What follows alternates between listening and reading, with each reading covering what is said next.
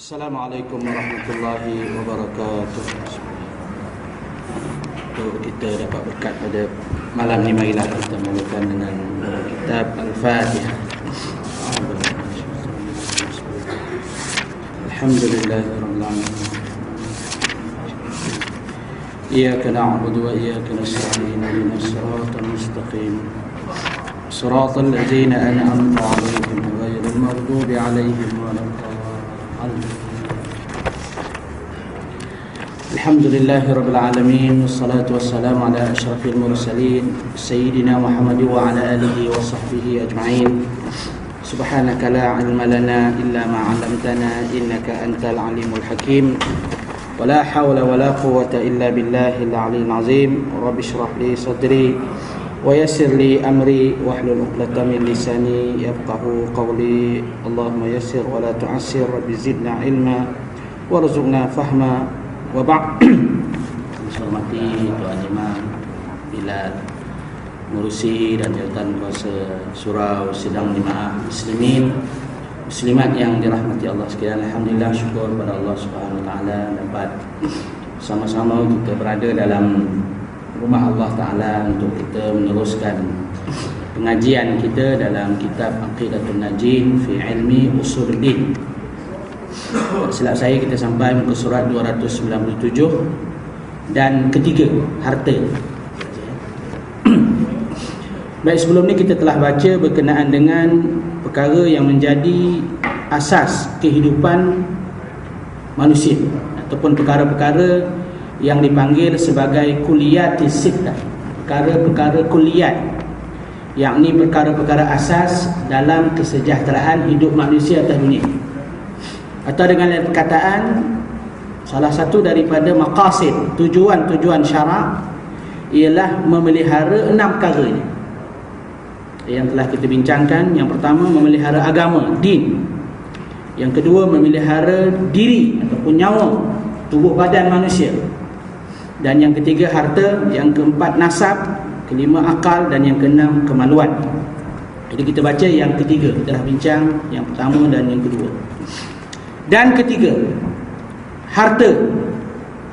Dan iaitu tiap-tiap barang yang halal milik akan dia pada syarak, jikalau sedikit sekalipun, dan memeliharakan dia dengan ketiadaan, memperbuat dengan dia akan barang yang tiada mengizin oleh syarak padanya, maka tiada harus kita curi dan rampas akan harta orang.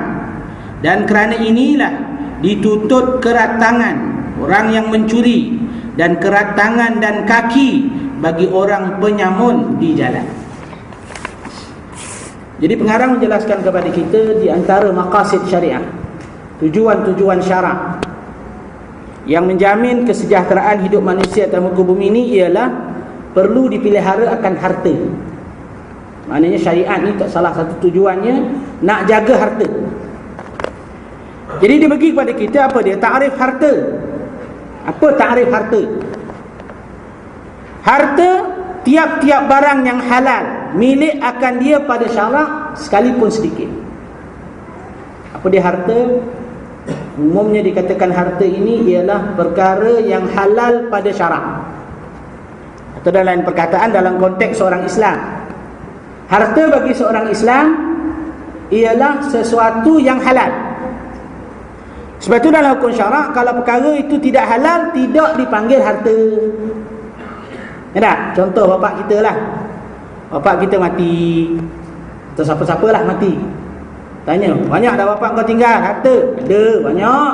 Apa dia? Saham Carlsberg ada lah, 40 lot. Lagi ladang babi ada 2. Nak faraid lah kita? Tak faraid. Sebab yang dikatakan harta itu suatu yang halal di sudut syarak. Ya, tapi bagi orang bukan Islam, benda yang haram tu harta pada dia. Maknanya di sudut hukum fiqah, kalau kita nanya dia, ya, yang dibenarkan oleh kerajaan Islam benarkan dia bela babi untuk tujuan dia makan. Alih-alih kita bubuh racun dalam babi dia, pada hukum syarak dosa kita. Sebab dia dianggap harta pada dia.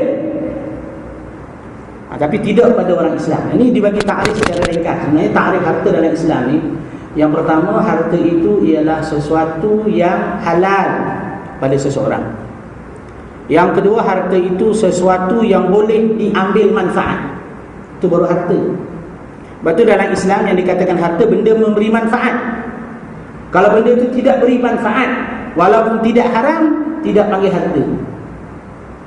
Sekalipun sedikit. Contoh, bapak kita mati, miskin sangatlah keluarga kita ni. Apa tinggal bapak?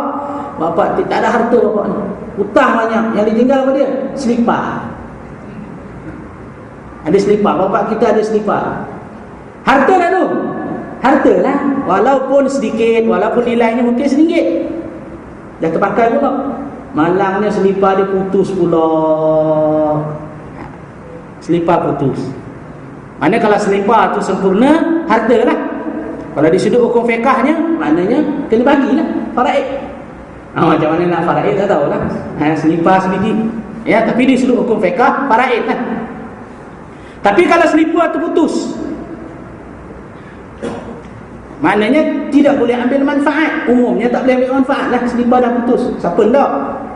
Maka tidak ditakrifkan sebagai harta. Ini dalam kitab fiqah. Dalam kitab fiqah dia kata harta itu ialah sesuatu yang halal, sesuatu yang boleh diambil manfaat. Baru yang dianggap sebagai harta. Sesuatu yang boleh al-qabdu.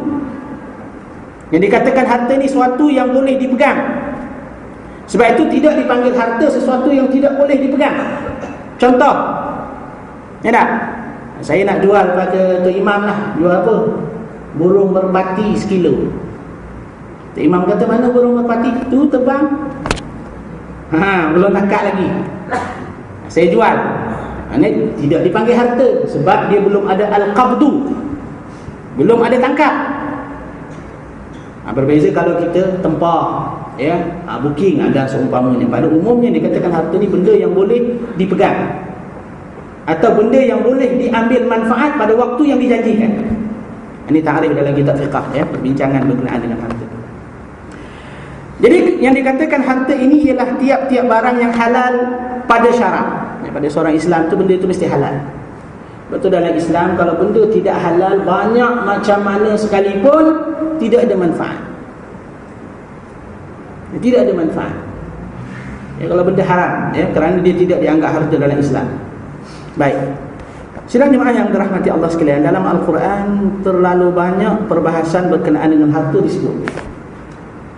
Perkataan harta ataupun dalam istilah bahasa Arab dipanggil al-mal. Al-mal ni disebut banyak kali dalam Quran, lebih 80 kali. Kataan harta.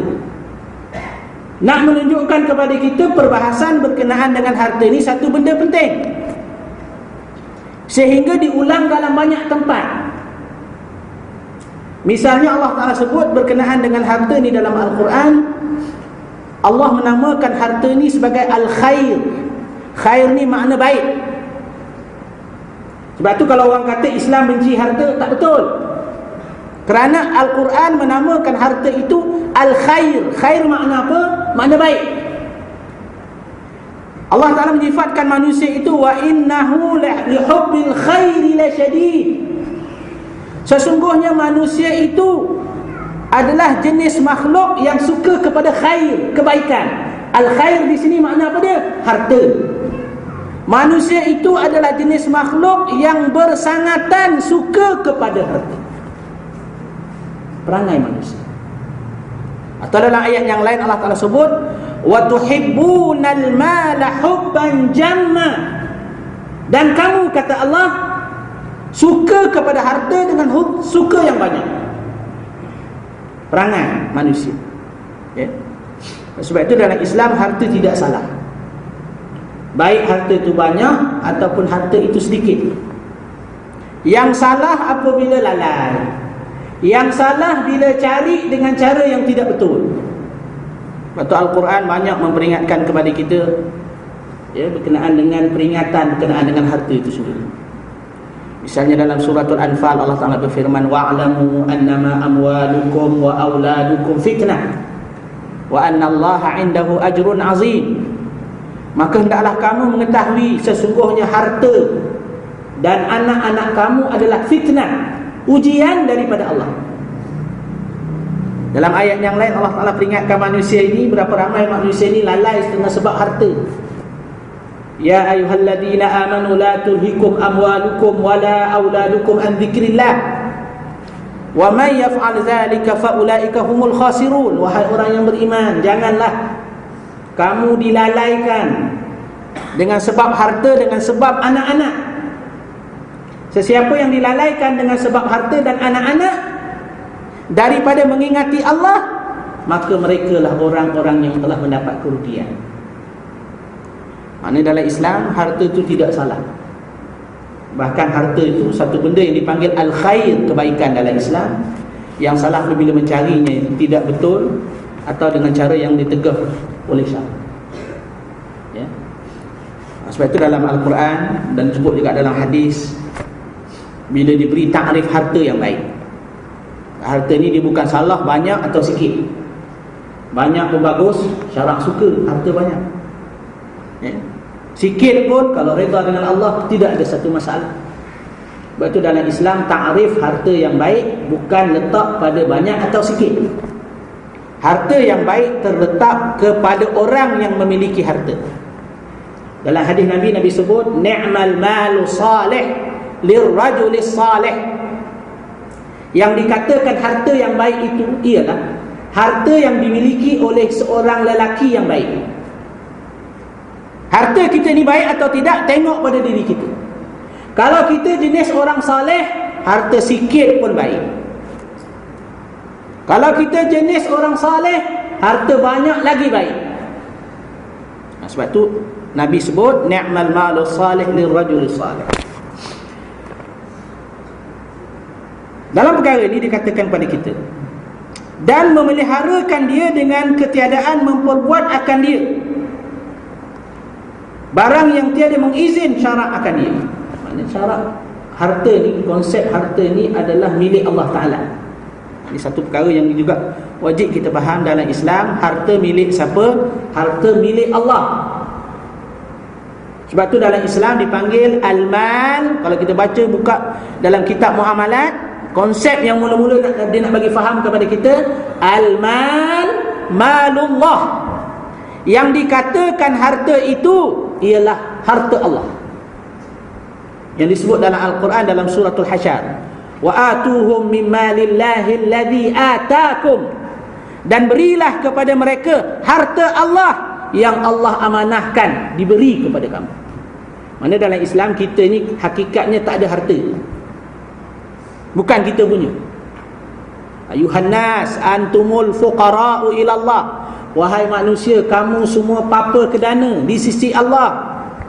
Maknanya harta itu wajib kita faham milik Allah Ta'ala, bukan milik kita. Ini benda ni yang kadang-kadang orang hari ni tak faham. Ya tak? Sebab dia tak faham harta itu milik Allah, dia ingat harta itu milik dia, maka berlakulah ya, perkara-perkara yang ditegah dan tidak diizinkan oleh syarak pada. Maka tiada harus kita curi dan rampas akan harta orang. Ini kata pengarang, tak harus kita curi. Mana tidak harus, mana haram. Diharamkan curi dan rampas harta orang dalam apa segala bentuk, baik banyak atau sikit. Nak merampas ni bukan mesti banyak, ya. Sikit pun kalau kita baca dalam pengajaran daripada sirah Rasulullah sallallahu alaihi wasallam, daripada kisah-kisah generasi silam, banyak pengajaran-pengajaran yang boleh kita ambil. Bagaimana dengan sebab harta yang sedikit seseorang masuk neraka, bukan tunggu banyak, ya. Harta yang diambil dengan cara yang tidak diizin oleh syarak, curi, rampas, atau melakukan muamalat yang tidak syar'i, muamalat riba, jual beli gharar. Ini contoh perkara yang ditegah dan diharam kepada syarak. Sebab itu berat dalam perkara ni. Kalau kita baca dalam bab ni, Imam Al-Ghazali sebut panjang lebar dalam bab Ihya Ulumuddin, kisah pasal harta ni, ya. Dia bagi penjelasan kepada kita kalau harta tu haram macam mana. Ya, harta itu haram, tidak boleh waris pada anak. Kalau waris pada anak pula, anak tu akan tanggung. Cuma ulama khilaf, adakah dosa itu kena juga pada anak? Imam Ghazali sebut, kalau seorang tu dia ada harta haram, contohlah dia pengurusi Carlsberg, kaya lah dia, ya nak, sebulan 50,000. Dengan sebab jadi pengurusi, belilah rumah, beli kereta, beli tanah, matilah dia, maka dia waris pada anak. Ya, harta daripada pendapatan yang terang-terang haram secara ittifaq. Sebab tu dalam bab haram, halal haram ni benda yang ittifaq. Kalau benda tu masih ada pendapat para ulama membolehkan, cerita lain. Sebab tu Imam Ghazali sendiri walaupun dia orang warak, tapi dia cermat. Maknanya kata Imam Ghazali, yang sudah dipastikan. Kalau contohlah ayah kita ni, dia buat juga benda haram, ya, niaga juga benda haram, tapi dia ada juga kebun sawit. Kata Imam Ghazali, tak lagi. Kalau diwaris pada kita, tengok dulu sekira-kira kita yakin dengan harta yang halal tu kita ambil. Nampak? Tapi ni kalau dah terang-terang haram, maka haram diwariskan. Cuma ulama khilaf dalam bab kalau harta yang haram ni diwariskan kepada anak, adakah dosa itu kena pada anak? Itu khilaf. Setengah ulama kata anak dia kena juga. Nampak? Anak kena. Setengah ulama kata tak kena pada anak yang menerima warisan tadi. Terlebih lagi kalau dia tidak tahu, kerana akan kena pada bapa dia yang cari. Bayangkan tuan-tuan, tak? Cari harta haram, waris anak, apa anak-anak cucu dapat cicit, Allahu Akbar, semua makan benda haram. Sebab tu dalam Islam, talabul halal jihadun, talabul halal faridatun ba'dal faridah. Mencari rezeki yang halal itu satu jihad. Mencari rezeki yang halal itu satu kewajipan, wajib. Maknanya kerja halal ini, cari kerja halal wajib, bukan pilihan, bukan ada darurat. Pasal apa buat benda ni? Buat macam mana? Periuk nasi, mana boleh? Itu syarat. Ya? Maknanya harta itu mestilah harta yang halal. Sebab itu syarak kata mengambilnya pada perkara yang tidak diizin oleh syarak, maka perkara itu sangat-sangat ditutup. Bukan mesti banyak. Misalnya kita baca dalam Sirah Nabawiyah, kisah seorang lelaki dalam peperangan Khaybar, berperang dengan Rasulullah. Dia perang dengan Rasulullah, maknanya dia mujahidin, perang dengan Rasulullah lawan Yahudi dalam perang Khaybar. Tiba-tiba selepas tamat perang, mereka nak mengumpulkan jenazah para syuhada. Nabi sebut seorang-seorang, ini ahli syurga.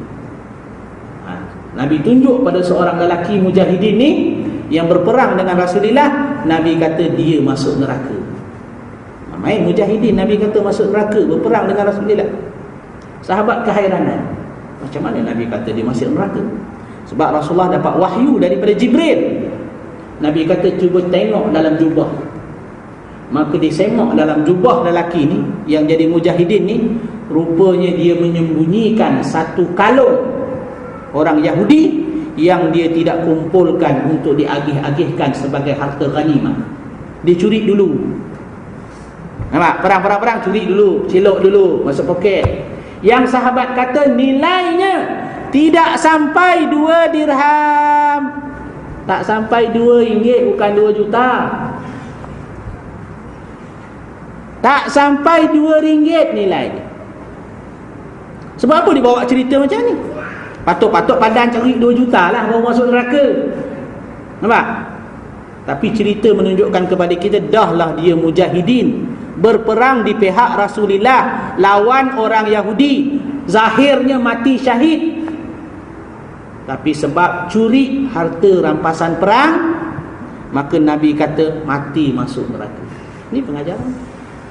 Petah lagi mujahidin pun tidak, menentang Islam lagi, ya tak? Ambil harta rakyat lagi, bukan 2 ringgit. Bayang, ini satu misalan yang diberi kepada kita oleh Rasulullah. Sebab itu dalam hukum syarak, syarak melihat Kalau tadi konsep yang pertama wajib kita faham al-mal malullah, harta Allah. Yang kedua wajib kita faham malur ra'iyati kamalil yatama. Kalau konsep malullah sebut dalam Quran dalam suratul Hasyr. Harta itu milik Allah, bukan milik kita, bukan milik individu. Konsep yang kedua yang dibawa oleh Umar Ibn Aziz, dia sebut malur ra'iyah kamalil yatama. Dia mendidik pegawai-pegawai kerajaan yang bekerja dengan dia. Hendaklah kamu semua faham, harta milik rakyat seumpama harta anak yatim. Ini nak fahamkan pegawai-pegawai ini. Umar Abdul Aziz. Maknanya harta rakyat macam harta anak yatim. Kalau Allah Ta'ala sebut harta anak yatim, orang yang ambil harta anak yatim, innama ya'kuluna fi butunihim nara. Hakikatnya mereka ini orang yang makan api neraka. Macam tu juga kita kena faham harta rakyat kalau ambil macam makan api neraka. Ini kefahaman ini yang tidak dihayati oleh umat Islam hari ini. Ya tak? Mentang-mentang harta rakyat, harta kerajaan, tidak segan silu ambil. Kadang bukan tunggu besar, benda kecil-kecil. Ya tak? Kerja pejabat, ambil pengsel pejabat, bawa balik rumah. Ya? Bukan tunggu banyak, sikit pun. Di sudut hukum syarak, perkara ini sudah ditegak dalam hukum syarak. Konsep dia. Maka tiada harus kita curi dan rampas akan harta orang. Mana haram? Curi, rampas dan seumpamanya. Dan kerana inilah dituntut kerat tangan orang yang mencuri. Sebab tu syarak kata sebarang bentuk pencabulan harta, mengambil dengan cara tidak benar, ya, hukumannya ialah kerat tangan orang yang mencuri. Ini sabit dengan dalil Al-Quran Al-Karim dalam surah An-Nur, dalam surah Al-Ma'idah. Sariqu was-sariqatu faqta'u aydiyahuma jazaan bima kasaba nakalan min Allah wallahu azizun hakim. Pencuri lelaki dan pencuri perempuan hendaklah potong tangan keduanya sebagai balasan pengajaran atas apa yang telah mereka lakukan, dan Allah Maha Perkasa lagi Maha Bijaksana.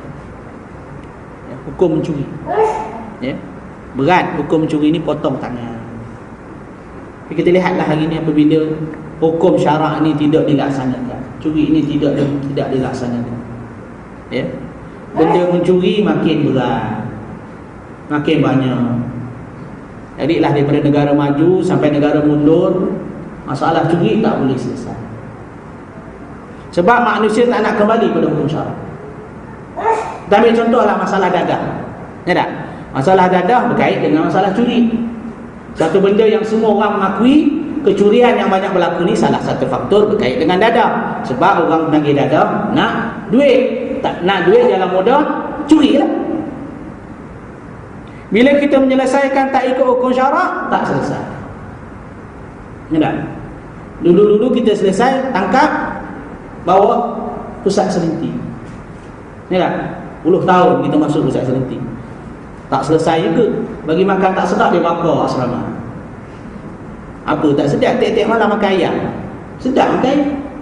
Kita dekat rumah belum tentu makan ayam. Mana dia jemu. Saya tanya budak pusat serentik apa yang paling menjemukan aktiviti di pusat. Dia kata sebab malam-malam makan ayam, Ustaz. Itu jemu. Ya. Dah kita tak buatlah pusat serentik. Kita buat CNC. Apa CNC? Bukan cycle and carriage, cure and care. Ya tak? Masuk secara sekeliling. Dulu boleh isi 400, sekarang datang 20 ekor. Gawai ada 100 orang, pesakit ada 20 orang, polis ada 50 orang. Benda. Ini fakta.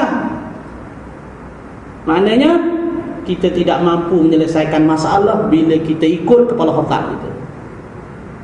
Padahal syarak dah ajar kepada kita. Hukum syarak, hudud.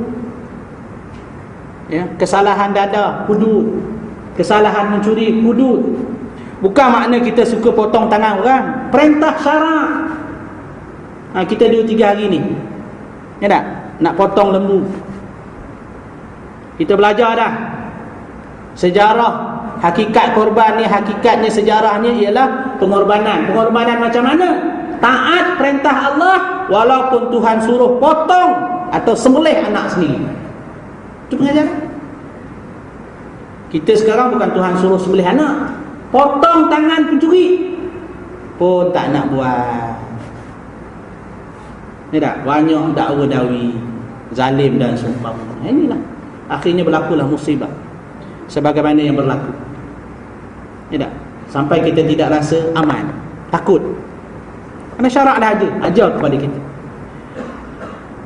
Kerat tangan orang yang mencuri dan kerat tangan dan kaki bagi orang penyamun di jalan. Maknanya ni hukum syarak. Siapa-siapa jadi kerajaan wajib laksana benda ni. Kalau tak laksana, dia jawab depan Allah Ta'ala. Ya. Bagi penyamun, ataupun dalam Al-Quran disebut hirabah, yang disebut dalam suratul Ma'idah. Innama jazaa'ul ladhina yuharibuna Allah wa rasulah wa yas'awna fil ardi fasada an yuqattalu aw yusallabu aw tuqatta'a aydihim wa arjuluhum min khilaf aw yunfaw minal ard. Dzalika lahum khizyun fid dunya wa lahum fil akhirati 'adzabun 'adzim. Dalam suratul Maidah Allah Ta'ala sebut kepada kita terang-terang kesalahan penyamun. Penyamun ni maksudnya kalau kita takrif sekarang ni ragut. Maknanya mencuri terang-terang, mencuri cara bersenjata. Sesungguhnya balasan hukuman kepada orang yang melakukan hirabah, memerangi Allah dan Rasul. Nampak? Al-Quran menyifatkan orang yang merompak, penyamun, berperang dengan Allah. Berperang dengan Allah, memerangi Allah dan Rasul. Sebab apa? Sebab harta milik Allah, sebab tubuh badan manusia milik Allah.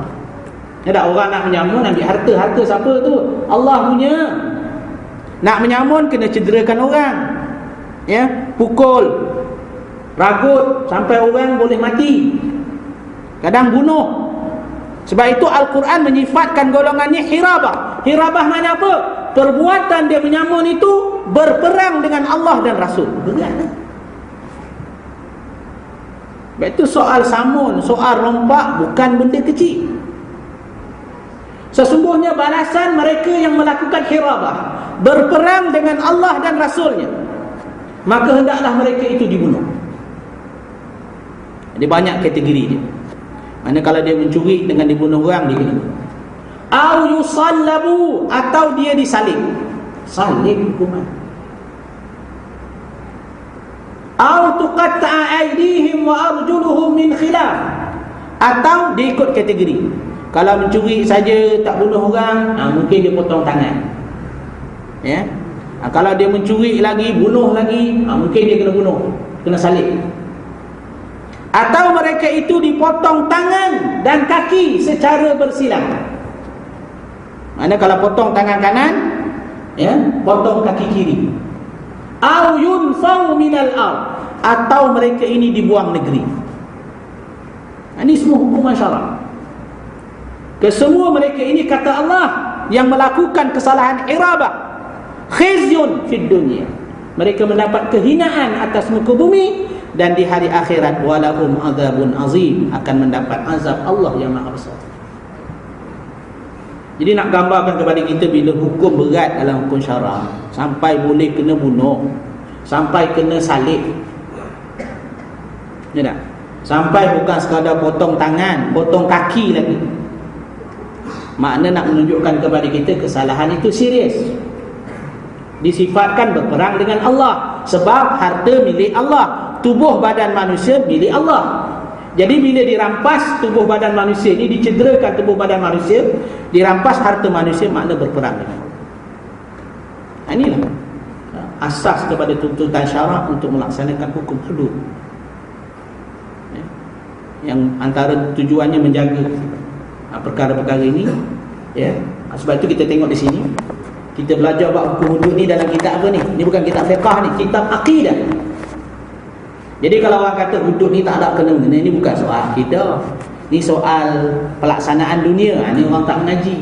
Ni kitab Aqidatun Najin. Akidah orang-orang yang selamat dunia akhirat. Sebab tu hukum hudud bukan soal pelaksanaan dunia. Soal dia soal akidah. Sebab tu dibahaskan dalam kitab akidah. Supaya kita orang Islam sedar tanggungjawab ini adalah tanggungjawab akidah. Ya? Yang keempat, nasab dan murad, yakni erti dengan nasab itu pertambatan yang antara bapa dan anak. Dia katanya yang keempat, syarak ni nak jaga nasab ataupun keturunan. Yang dikatakan nasab keturunan ni ialah pertambatan, yakni ikatan di antara bapa dan anaknya, dan memeliharakan dia dengan tertahan daripada zina, dan kerana memeliharakan dia itulah dituntut rejam akan zani, penzina, muhsan, dan diderakan dengan 100 pukul akan yang bukan muhsan, lelaki dan perempuan. Sebab tu syarak kata bagi orang yang berzina ni dikenakan hukuman juga, ya. Antaranya hukuman dia ialah hukuman rejam. Hukuman rejam. Zina ni hukum rejam. Yang disebut di dalam Al-Quran Al-Karim dalam ayat yang sudah dinasahkan. Ayat itu sudah dinasahkan bacaan. Tapi ayat itu hukumnya masih kekal. Dan juga sabit dengan perlakuan dan perbuatan Rasulullah sallallahu alaihi wasallam merejam beberapa orang di zaman baginda. Jadi hukum rejam ni adalah sabit, ya, dalam Al-Quran, dengan hukum Al-Quran, dan sabit juga dengan sunnah perbuatan Nabi SAW, hukum rejam. Sebab tu kita lihat dalam Al-Quran kisah hukum rejam ni beberapa kisah. Kisah yang pertama, kisah yang terkenal, kisah seorang wanita daripada Ghamidiyah, seorang perempuan daripada Bani Ghamid yang telah berzina, ya. Bila dia berzina, dia jumpa dengan Rasulullah sallallahu alaihi wasallam. Jumpa dengan Rasulullah, dia kata, "Inni zanai, tahhirni. Ya Rasulullah, aku berzina. Maka sucikan aku." Ini hebatnya hukum syarak. Ya.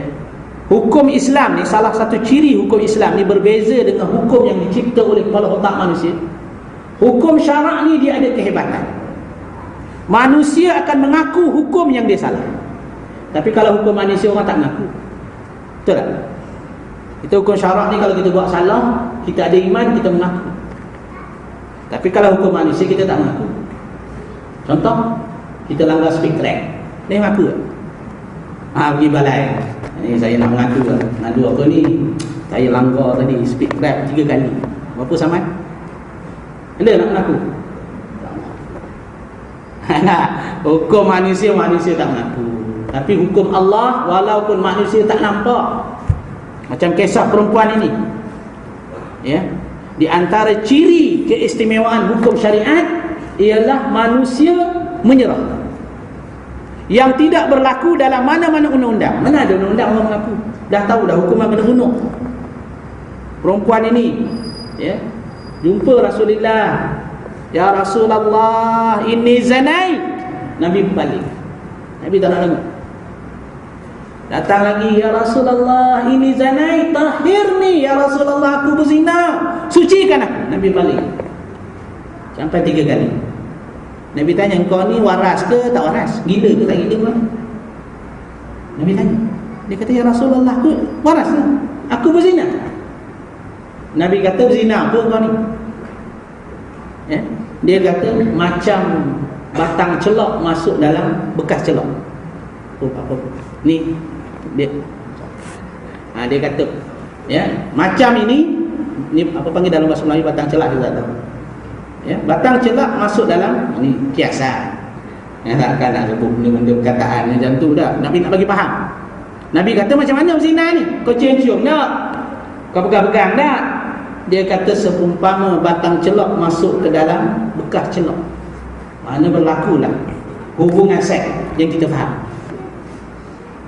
Ya? Dan dia kata, sekarang aku mengandung. Nabi kata, kalau macam tu balik lah sampai kau bersalin, sampai kau beranak. Jadi mana dia balik lagi? Kalau orang suruh balik, banyak dah, pergi mana-mana dah. Lepas bersalin, Rasulullah, ya Rasulullah, aku dah bersalin dah ni, anak luar nikah ni.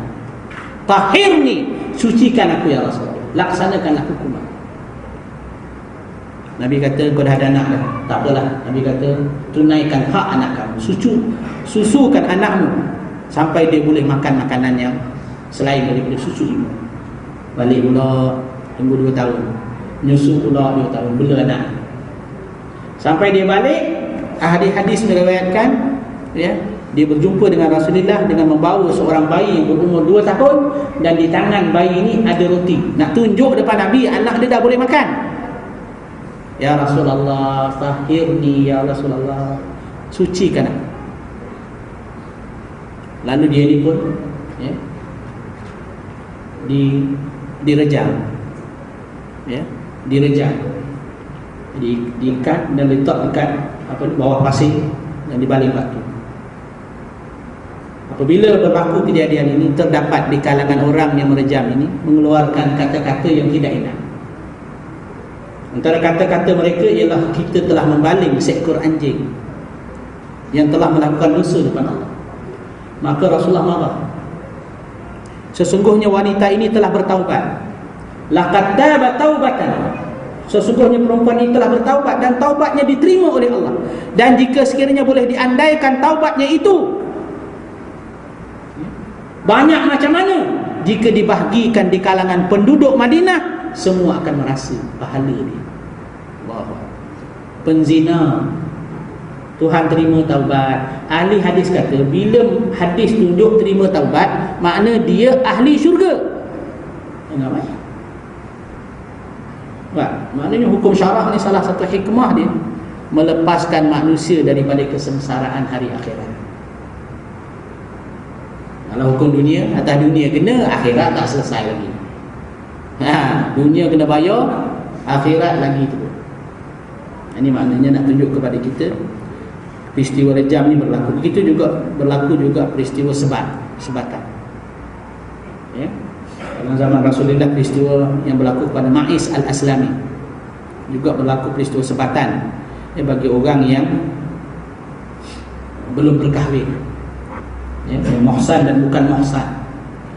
Juga berdasarkan dalil daripada Al-Quran Al-Karim dalam surah Nur, Az-zaniyatu waz-zani fajlidu kulla wahidin minhuma mi'ata jaldah wa la ta'khuskum bihima ra'fatun fi dinillah in kuntum tu'minuna billahi wal yawmil akhir wal yashhad 'adzabahuma ta'ifatun minal mu'minin. Bagi penzina wanita dan penzina lelaki yang belum berkahwin, maka hendaklah disebat dengan 100 sebatan. Ya. Maka janganlah kamu, kata Allah, mengambil rasa simpati dalam melaksanakan perintah Allah.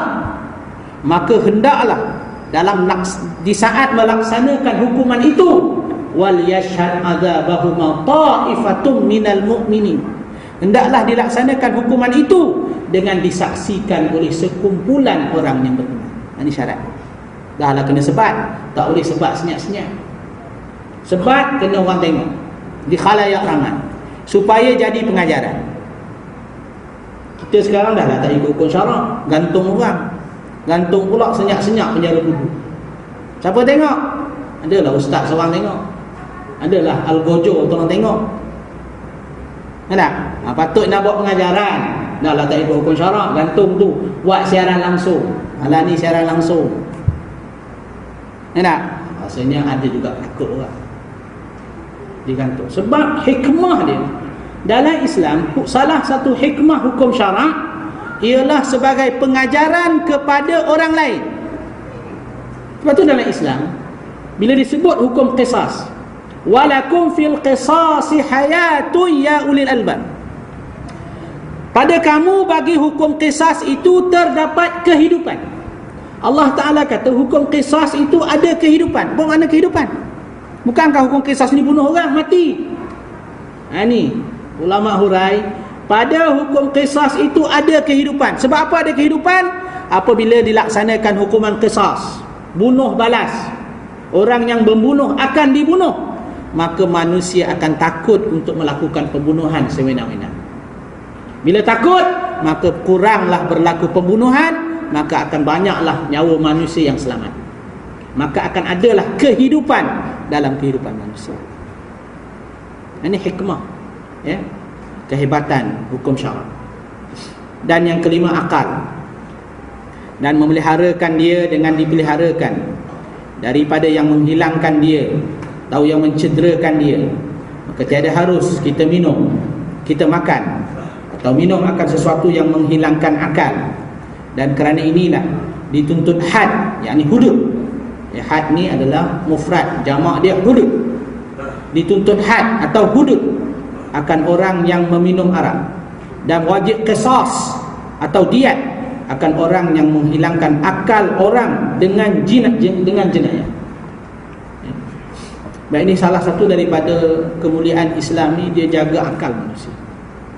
Ya, kerana dalam Islam, sebagaimana kita baca di awal tadi, segala perkara yang ada, tubuh badan kita, akal kita, harta ni semua milik Allah.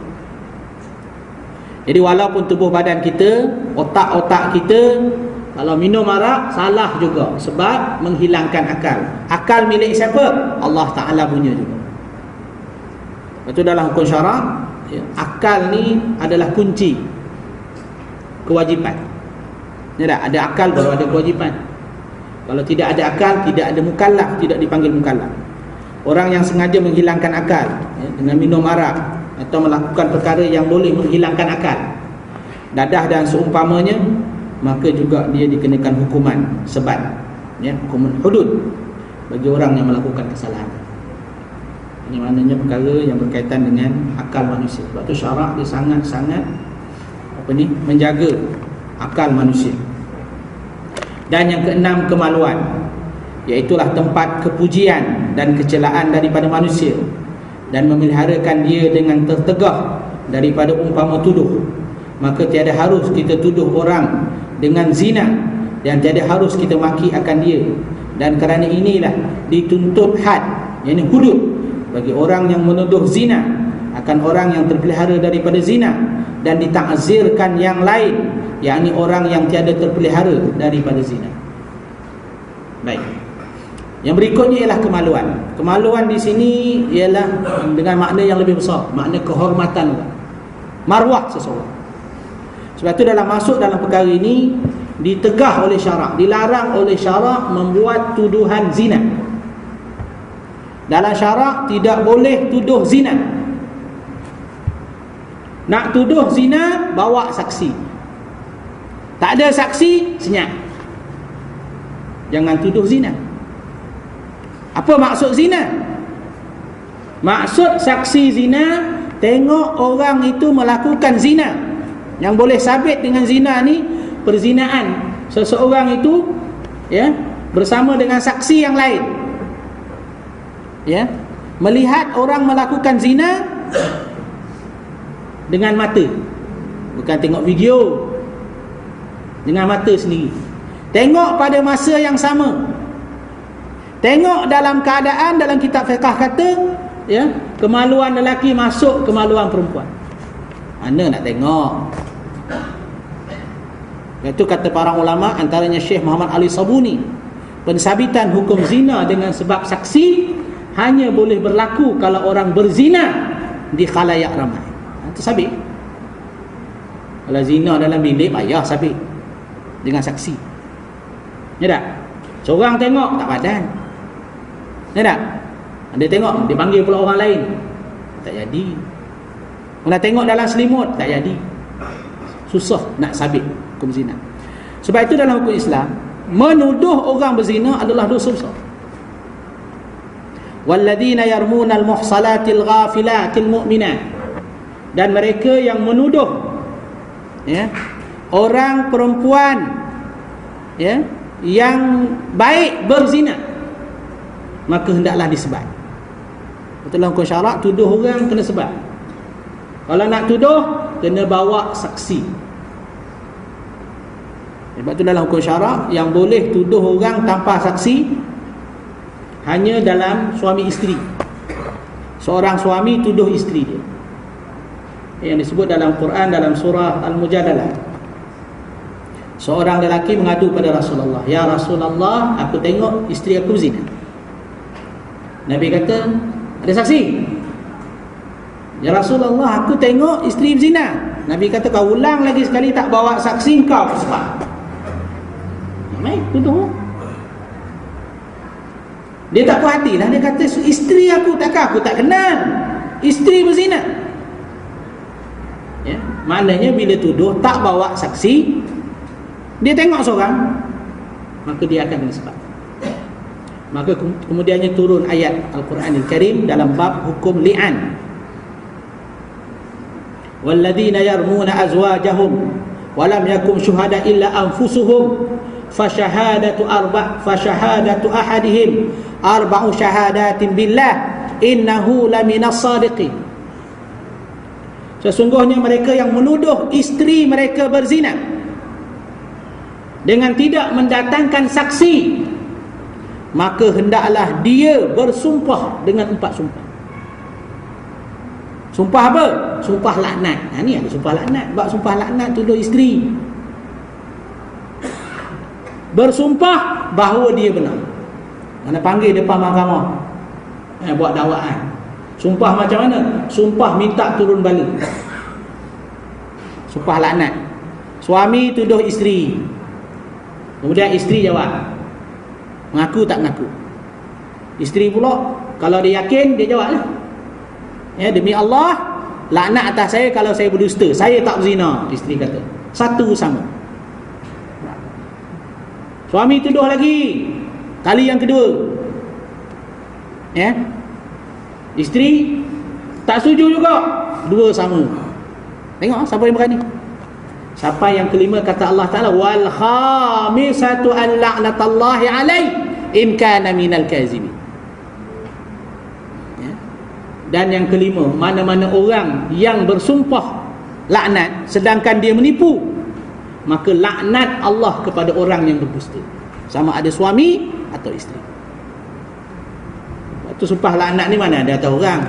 Mana boleh kita nak tuduh orang sumpah laknat? Mana ada, siapa aja? Kitab mana kita buka? Ya, sumpah laknat ni hanya dalam bab li'an, suami isteri, sebab kehormatan manusia.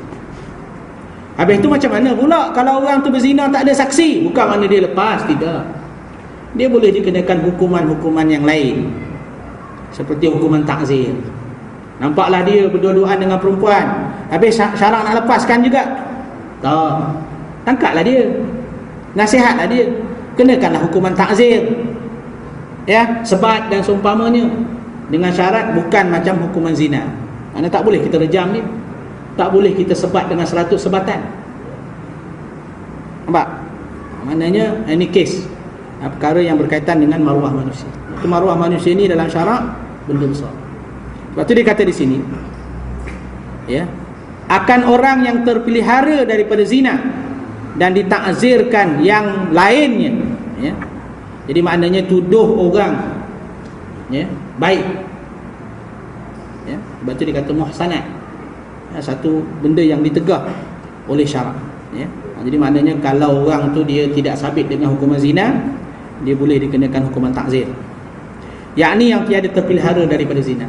Sebab tu dalam hukum syarak, kalau kita tuduh orang jahat, ya, sebab tu syarak bagi syarat yang jadi kesalahan ini kalau kita tuduh orang baik. Orang yang baik macam mana ni? Lahiriah dia baik. Sebab tu dalam bab ini, ya, tidak dianggap sebagai qazaf apabila tuduh pelacur berzina. Dia kerja mana? Kerja JRO. Kita tuduh dia pelacur. Pelacur kata bawa saksi, dia tak masuk dalam bab. Sebab kita tuduh orang yang dikata di sini terpelihara daripada zina, orang yang zahirnya baik, baru ada hukum qazaf, orang yang ada kehormatan, ya. Baik, itu perkara yang keenam, ya. Dia dalam setengah kitab dia tak buat 6, dia buat 5 saja. Dipanggil daruriyatul khams. Perkara yang keenam ni dia masukkan dalam perkara yang keempat, nasab dan kehormatan. Ini tak ada masalah, ini hanya sekadar perbezaan pembahagian dalam perkara ini. Setengah ulama meletakkannya 6, setengah ulama meletakkannya 5. Yang popularnya daruriyatul khams, perkara-perkara asas utama yang 5. Jadi perkara yang keempat itu digabungkan dengan perkara yang keenam. Ini tak ada masalah lah. Ini maknanya ini hanya sekadar pembahagian. Sikit lagi ya. Dan barang siapa ingkar ia akan satu pekerjaan yang maklum daripada beberapa dalil agama kita yang menyerupai maklum itu dengan darurat, dengan sekira-kira tahu akan dia oleh khawas al-muslimin dan orang awam mereka itu, seperti wajib semayang 5 waktu dan puasa bulan Ramadan dan haram berzina dan minum arak dan seumpamanya, dibunuh akan dia kerana kufurnya, kerana ingkarnya. Bagi yang demikian itu melazimkan ia mendustakan Nabi SAW, dan bukan bunuhnya itu had dan kifarat bagi dosa. Ini satu lagi bab yang berkaitan juga dengan kehormatan manusia ya. Maknanya orang itu boleh dibunuh, nyawa manusia. Dia dah kata tadi nyawa manusia tak boleh bunuh, tapi ada sebab-sebab yang tertentu seseorang itu boleh dibunuh kerana dia melakukan perbuatan kufur. Apa dia kata kufur di sini? Mengingkari perkara yang maklum minad-din bid-darurah. Maklum minad-din bid-darurah, satu perkara yang secara automatik orang Islam duduk macam mana pun dia wajib tahu, benda asas agama. Contoh dia kata di sini wajib semayang 5 waktu. Mana kalau ada orang Islam dia kata semayang tak wajib ya. Sampai dia kata di sini yang tahu oleh khawas dan awam. Khawas ni mana apa dia? Khawas ni adalah orang yang bukan orang awam, orang yang atas tingkatan orang awam. Sebab tu manusia ni umumnya dibagikan pada 3. Satu awam, orang awam, orang kebanyakan, orang biasa macam kita lah ya. Yang kedua khawas. Khawas ni orang yang special lah ya, maknanya orang yang ada pengetahuan, dia boleh mengajar orang lain ya, ada kefahaman. Yang ketiga dipanggil khawasul khawas, macam puasa juga, khawasul khawas, dia lebih tinggi daripada darjat yang kedua ya. Orang VVIP, bahasa mudah lah tapi bukan dalam bab VIP ni, dalam bab agama, kefahaman dia, pengetahuan dia. Baik. Jadi perkara yang asas agama, kalau seseorang tu tidak tahu, tak tahu tu satu bab. Engkar pula, mana mengengkari perkara yang wajib diketahui dalam agama. Banyaklah perkara wajib diketahui. Wajib semayang, haram zina, haram dan minum arak. Maka orang ini hendaklah dibunuh kerana dia murtad dan kufur. Ini bab, cerita ini bab murtad ya. Kemudian kerana dia engkar kepada Allah, engkar kepada suruhan Nabi. Cuma beratnya dia kata di sini, bunuhnya itu bukan hudud dan bukan kifarat bagi dosa. Maksud mana apa? Makna bunuh dia tu, mati dia tu jangan disempurnakan sebagai orang Islam. Jangan main. Kalau orang berzina tadi, tak kira lah dia berzina 100 orang, 1000 orang, dia berzina, mati, wajib kita semayangkan dia, wajib sempurnakan dia, wajib dikebumikan di bumi orang Islam. Tapi jenis macam ni orang yang engkar dengan hukum syarak, perkara yang wajib dia tahu. Laksana perintah Allah dalam Quran wajib ya, perkara-perkara yang wajib ya, bukan perkara-perkara yang cabang ya. Mana dia engkar, mana hendaklah dia dihukum ya, dengan syarat-syarat lah. Bagi nasihat, bagi kaunseling, suruh taubat. Engkar juga, maka hendaklah dibunuh. Bila dia dibunuh, mana pembunuhan tadi bukan pembunuhan hudud. Maksud pembunuhan hudud ni pembunuhan yang kita, orang itu mati dibunuh tapi dia masih lagi orang Islam. Macam tadi, orang yang direjam tadi, ya tak? Dia berzina lah, dia kena rejam lah, dia matilah, dia wajib semayang, wajib segala-galanya lah atas kewajipan atau orang Islam. Dan juga dia jadi kifarat. Maknanya bila dia berzina dan dihukum di atas dunia, maka dosanya bab zina diampunkan oleh Allah. Beza dengan orang ni. Orang ini sudahlah dia kafir, tidak disempurnakan sebagai mayat orang Islam. Kalau kita baca dalam kitab-kitab Jawi lebih berat. Ya, mayat ni boleh letak pada tempat-tempat yang tertutup, campak begitu saja, tak payah kebumikan sebagai manusia. Cukup sekadar jangan bagi makan anjing dulu. Itu sekali. Ini berat. Itu orang yang ingkar dengan tuntutan syarak, kewajiban syarak ni, hukumannya adalah berat. Ya, sebagaimana yang telah disebut oleh para ulama, disebut dalam banyak kitab, antaranya kitab kita. Wallahu a'lam.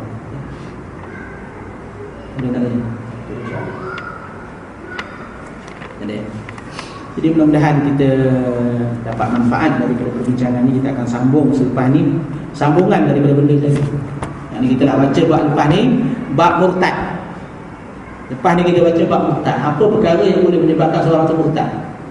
Apa hukuman orang murtad? Yang dikatakan murtad itu ingkar perkara qat'i, perkara yang sudah putus dalam agama. Apa dia perkara yang qat'i, yang dah putus dalam agama? Kemudian kalau dia murtad tu, apa yang harus dibuat oleh pemerintah? Pemerintah nak buat apa orang murtad ni? Ya tak? Kaunseling saja ke?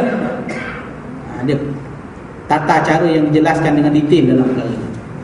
Sebab tu saya dah sebut di awal tadi, perbahasan berkenaan hukum syarak, undang-undang ini bukan perbahasan dalam kitab fiqah, ini perbahasan dalam bab akidah.